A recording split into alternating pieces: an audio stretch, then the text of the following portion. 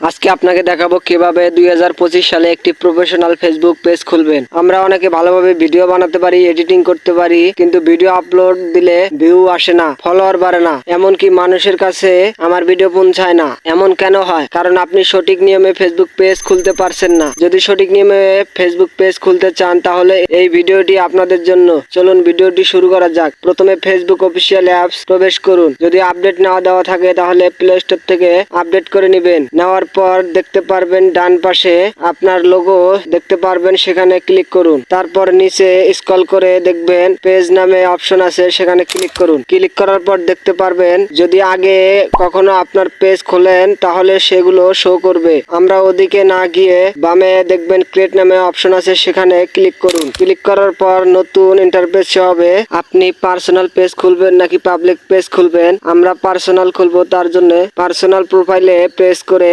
নেক্সটে ক্লিক করব। তারপর আপনি প্রোফাইল পিক দিয়ে দিবেন। তার জন্য ক্যামেরা লোগোতে ক্লিক করুন। ক্লিক করলে আপনার গ্যালারি ওপেন হবে।